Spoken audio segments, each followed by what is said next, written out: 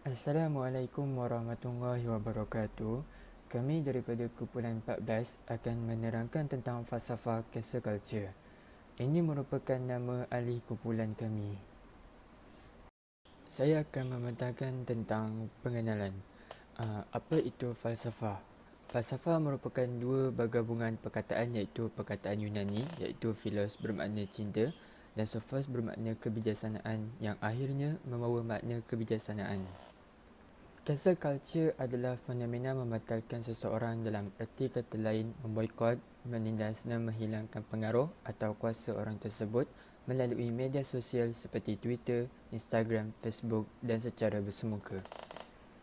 Seseorang yang membuat satu kesalahan akan terus ditindas oleh pengguna media sosial disebabkan kesalahannya.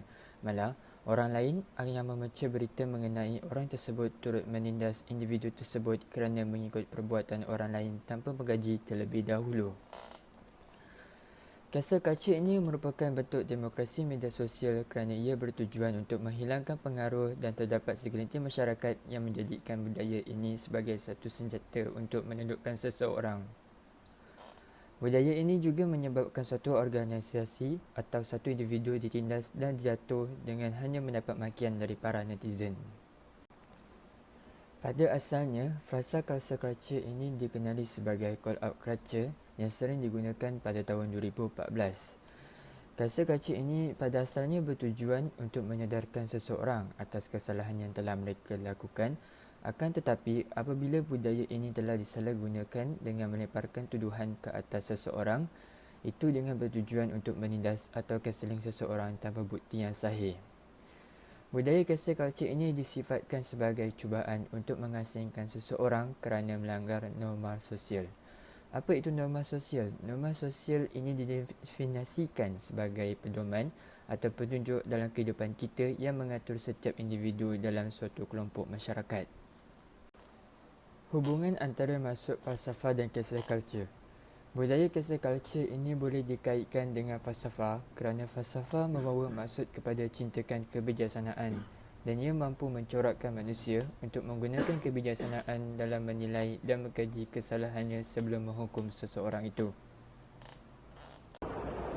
Hubungan antara pemikiran komuniti media dengan budaya cancel culture. Media merupakan ejen penyebaran maklumat. Terdapat pelbagai jenis maklumat dalam media elektronik iaitu yang baik dan juga yang buruk. Oleh itu, komuniti media perlulah sentiasa berhati-hati dalam melayari internet dan juga menggunakan media sosial.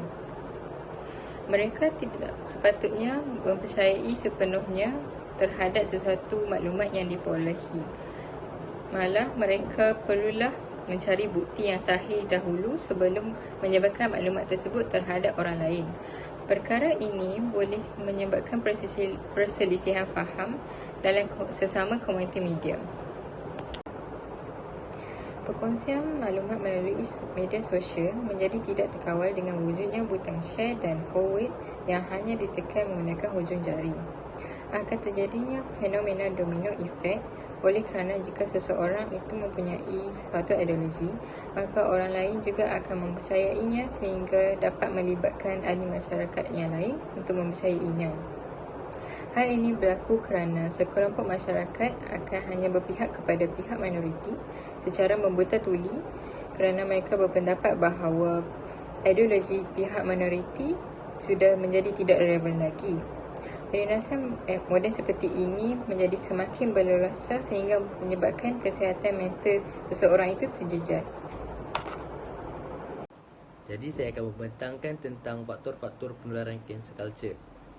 Jadi faktor yang pertama adalah disebabkan oleh kaedah ataupun tujuan kajian cancel culture tersebut itu sendiri. Hal ini kerana apabila masyarakat sudah mengetahui ataupun mengenali tentang cancel culture tersebut, jadi terdapat segelintir masyarakat yang menyalahgunakan culture tersebut untuk menjatuh ataupun menindas seseorang untuk kepentingan sendiri. Seterusnya adalah disebabkan oleh media sosial yang progresif. Seperti kita tahu, media sosial pada masa sekarang amatlah penting dalam kalangan masyarakat kita. Jadi terdapat segelintir netizen yang mementingkan dalam mengikuti trend ataupun berita terkini agar mereka tidak ketinggalan. Tujuan netizen mengikuti segala perkembangan supaya mereka dapat menyesuaikan diri dengan masyarakat, dan ini mungkin kesan daripada herd mentality. Apa itu herd mentality? Herd mentality adalah satu tindakan seragam yang sama dibuat oleh masyarakat yang lain. Faktor yang seterusnya adalah disebabkan oleh sikap-sikap negatif seperti dengki terhadap kejayaan orang lain. Dengan cara ini dia mendorong kita untuk melakukan cancel culture tersebut. Segelintir masyarakat melakukan cancel culture adalah untuk mencipta peluang dan ruang untuk mereka menonjol dan untuk mereka menghapuskan persaingan mereka. Selain itu, mereka juga ingin menarik perhatian warganet agar turut mengkritik atas orang yang hendak ditindas. Dengan cara ini, mereka dapat menghilangkan pengaruh seseorang atau memburukkan imej seseorang itu. Assalamualaikum. Hari ini saya akan membentangkan tentang kesan-kesan penularan budaya cancel culture dalam komuniti media. Budaya cancel culture ini membawa kepada kesan yang negatif terhadap individu dan masyarakat. Kesan-kesan penularan budaya cancel culture dalam komuniti media termasuklah individu yang diboikot tersebut akan mengalami penderitaan emosi serta stres kerana kesepian atau terisolasi secara sosial dari masyarakat yang merupakan punca utama depresi. Mereka juga akan kehilangan kepercayaan serta dipandang serong oleh masyarakat. Bagi mereka yang merupakan selebriti, usahawan atau figura publik, mereka akan di-cancel kerana kesilapan yang dilakukan sama ada kecil atau besar.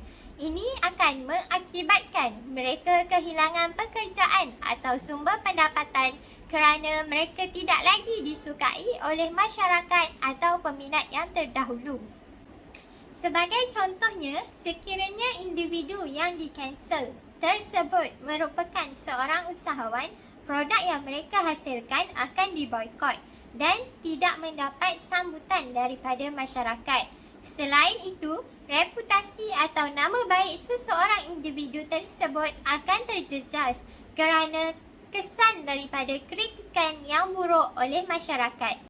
Seterusnya, saya akan menerangkan langkah-langkah untuk mengekang isu cancel culture yang boleh diambil oleh dua pihak yang terlibat dalam isu ini, iaitu pihak figura publik dan pihak warganet. Pertamanya, pihak figura publik perlulah berhati-hati dalam setiap tindakan yang diambil dengan memikirkan kesan yang bakal diterima oleh diri mereka sendiri maupun orang sekeliling. Selain itu, penerapan ajaran agama dan pemahaman falsafah etika yang baik akan membantu diri mereka untuk mengelakkan diri daripada melakukan perkara yang dianggap hina oleh masyarakat. Seterusnya, mereka perlulah mempunyai inisiatif sendiri untuk menjaga privasi diri kerana terlebih dalam berkongsi tentang kehidupan akan mendedahkan diri mereka kepada bahaya. Akhirnya, mereka perlulah menyediakan masa untuk diri mereka sendiri dengan sentiasa kembali kepada diri dan rehatkan minda mereka. Selain itu, kritikan yang diterima juga haruslah ditapis kerana tidak semua mempunyai niat dan tujuan yang baik. Ini kerana penjagaan emosi dan mental yang baik adalah sangat penting untuk mengelakkan diri daripada melakukan tindakan yang terburu-buru ataupun meluru.